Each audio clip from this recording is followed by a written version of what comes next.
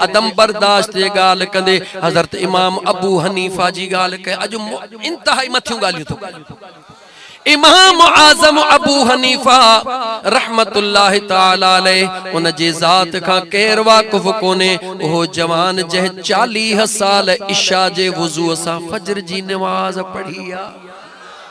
ओ इमाम आज़म अबू हनीफा रहमतुल्लाहि ताला अलैह मुझे आका करीम जो दीवानो जै पांजे घरड़े में रहंदो आ। बाद नमाज़े इशा ज़िक्र अज़कार जी महफ़िल कंदो आ। उन जे हेठों भर में पाड़े जे घर में हिकड़ो मोची रहंदो आ। केर गाला गाला केर मोची रहंदो आ। मोची जो कम केड़ो आ जो छिनलन खे जोड़ींदो। ये इश्क जो एड़ियूं गालियूं थे यकीन कर जो बस हाँ ठरी पवंदो। हज़रत ख्वाजा मोइनुद्दीन चिश्ती अजमेरी रहमतुल्लाहि ताला अलैह जे दरबार में हिकड़ो मुरीद वडी मंज़िल करे आयो पांजे मुर्शिदन करीमन ला। उन इलाके में कई चूजे के हुयूं ॾाढियूं मशहूर हुयूं। चइबो आ न दोस्त ॾे वञा तो पांजे इलाके जी सूखड़ी खणी वञा। दिल में ख्याल कई मुझा मुर्शिद करीम पांजी कदे सेर बठाहींदा उन्हनि के कैंची जी ज़रूरत पवंदी। मुझे इलाके जो कैंचू मशहूर हन मां पांजे करीम मुर्शिद ॾे उहा खणी थो वञा। कैंची खणी जेॾी महिल मुर्शिदन जे दरबार में तोहफ़तन पेश कई। मुर्शिद करीम कैंची दिसी कबूल त कई पर अखड़न मां लुड़क भी वही आया। गुलाम हैरत में ओ मुझा सुना ओ मुझा सुना छाका बेअदबी थिया न बचा सुना मां त सिक मां हिक कैंची वठी आयो हां। असां जे इलाके जो कैंचू मशहूर हुयो। मुर्शिदन करीमन जे अखड़न में लुड़क दिसी डप लगी वयो आ। मता का बेअदबी थिया पाण फरमायो बच्चा न एड़ी गाल नाहे। मुझा सुना पोही गम जा आसार छो पाण फरमायो बच्चा तू कैंची वठी आयो आ पर जे कदे तू सुई वठी अची हां असा जी दिल ठरी पवे हां। मुरीद हैरत मां निहारन लगो किबला इन कैंची हिकड़ीअ में 100 खां 1000 सुयूं 500 सुयूं मिली वेंदियूं। सुई जी कड़ी कीमत पाण फरमायो बच्चा तुझी निगाह पैसन जे मथों आ कीमत जे मथों आ असा जी निगाह किरदार जे मथों आ।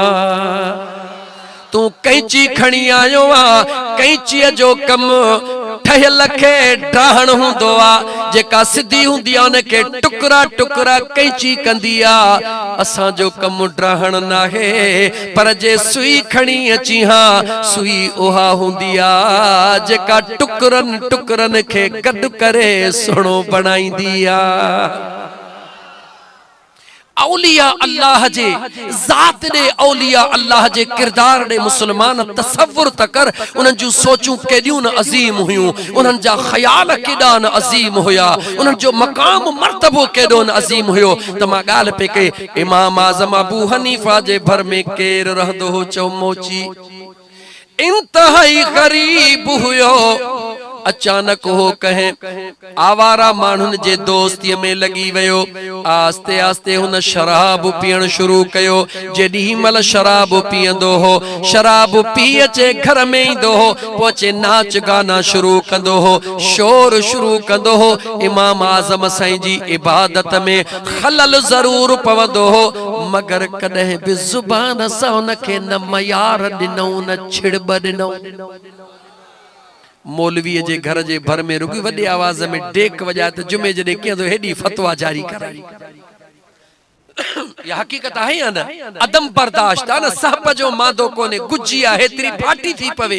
अल्लाह जे आशिकन दे निहार मुझे मुस्तफा जे गुलामन दे निहार ओ किताबन ते नाज करण वारा पांजे पाण के वडो वडो उलामो समझण वारा ए गरीबन जे नढड़ी नढड़ी गाल ते फतो देण वारा। गरीब जे करे पुछ कुत्ते जो खाए ते एडी फतवा पाण सजो कुतो हजम कयो वजे परवाह ना है। खुदा जो खौफ कर। हजरत इमाम आज़म अबू हनीफा रहमतुल्लाह ताला लाले कदे मयार कान दिनी कदे भी उनके झिणक कान दिनी ओ पांजे कम सा हुंदो हुयो। इमाम आज़म अबू हनीफा सुनो पांजे इबादत में मस्त हुंदो हुयो। अजीब इत्तेफाक हिकड़ी रात आई हिन जो आवाज बुधण में कोन आयो। इन जो जेको नाटक कंदो हो कोन आयो। लुड़कंदो हो मवाली मानू खबर थव लुड़कंदो हो घर वारन सा फशरी कंदो हो आवाज कोन आयो। इन जे आवाज न अचण जे करे अबू हनीफा जे अंदर में तड़प पैदा थी त अलाए वेचारो चाको अलाए बीमार।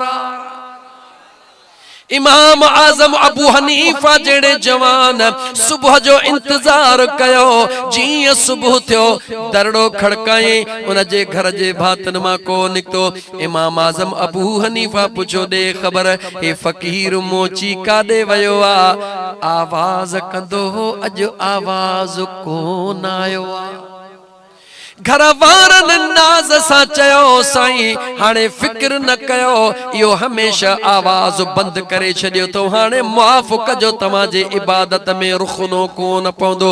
इमाम आज़म अबू हनीफा निहारे चयो मां त इन ला कोन आयो बुधायो छा मामलो थियो आ। चयो साईं पुलिस में अज जे लफ्ज़न में चवा पुलिस में एनसी कटराए इनके होडे पागल खाने मोकलियो थऊं हाणे तेसी कोन मोटंदो देसी सियाणो कोन थींदो। असां भी तंग थी वियासीं माफ कजो तहां भी तंग थी विया हो हाणे असां भी निंड्र था कयो तव्हां भी निंड्र कयो।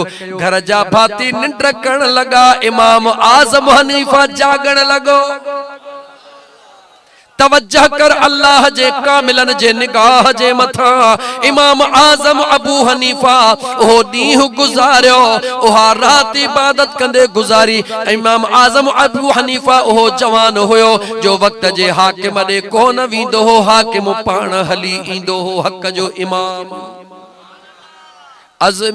आज़म अबू हनीफा सुबह जो निकरे तो वक्त जे हाकिम दे जी जो हाकिम डिठो त इमाम अबू हनीफा जेड़ो जवान पियो चे उथी अगते इस्तकबाल जे लायो। जी मुजा से हुक्म फरमायो हुक्म कयो हां त मां हलियो अचा हां। पाण फरमायो असां जो कम हो असां पाण आया हो।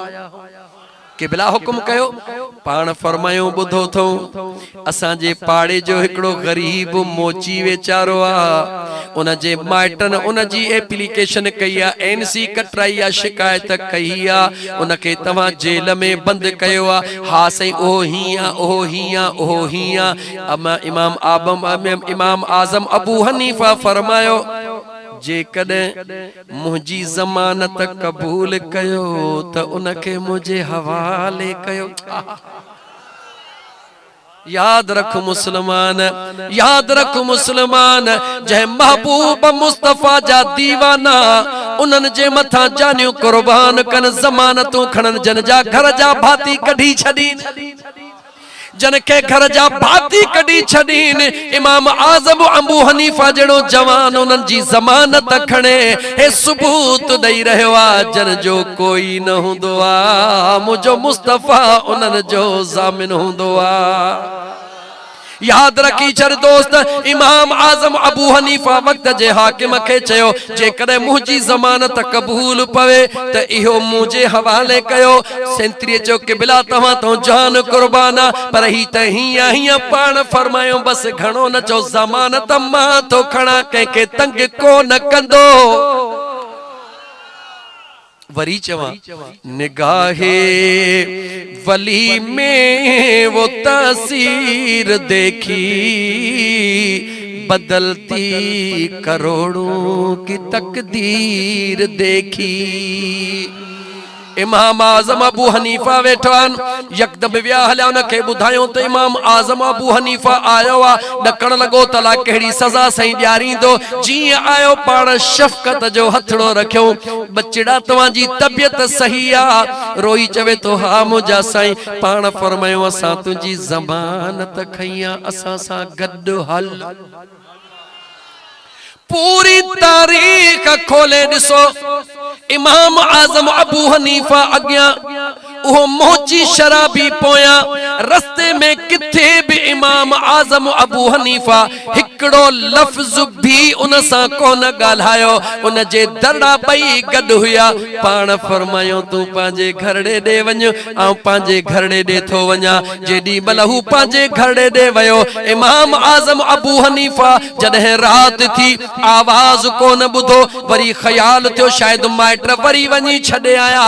इंतजार कयो बी रात थी इमाम आजम अबू हनीफा इंतजार कयो मगर हुन जो आवाज कोन आयो। जिया जो सुबह थियो इमाम आजम अबू हनीफा के दिल में ख्याल आयो होदा रब खां दुआ घुरी मौला जहड़ो आ तहड़ो तुझो आ। दुनिया जी जमानत मु खैया आखिरत जी मौला तोखे मिड़ई पारता। मुझे महबूब जे कलमे पढ़न वारो आ मुझे मुस्तफा के हर एक उम्मती प्यारो आ त उन जे गुलामन के भी हर आशिक प्यारो आ। अजीजा ने मन बे दिहाड़े जी इमाम आजम अबू हनीफा दरड़ो खड़कायो। अज सबई घर जा भाती निंड्र पया हन। हे मुसल्लता रोंदो रोंदो लुड़को घंदो आयो। दरड़ो जो खोली ते इमाम आजम अबू हनीफा बीठो आ। कदमन ते किरी पयो इमाम आजम अबू हनीफा पुछो बचड़ा बी रात गुजरी वैया तुझो आवाज बुधन में कौन आयो। मुझे दिल में ख्याल आयो खबर ना है तो सांवरी को मामलो थियो हुजे इन जे ला आयो हां। रोई चवे तो सोहना सोहना अग में शराब जो नशो हुंदो हुयो गाफिल कंदो हुयो पर जह दी खां दिल बर तो जमानत खैया महबूब जे इश्क जो नशो चढ़ी वयो। ओ मुझा मिठड़ा महबूब जे इश्क जो नशो चढ़ी वयो आ। दुनिया जा नशा सबई टुटी वया हन हाने बियो कुछ मजो को नथो दे। दिल चवे थी मुसल्ले ते वेठो जा रुआ रुआ रुआ ता त मुझो महबूब जे चवे त हाने चुप कर मां तो मां राजी हां। जो कमाल आ मुसलमानो सोचो औलिया अल्लाह जी तरबियत औलिया अल्लाह जी निगाह औलिया अल्लाह जी केतरी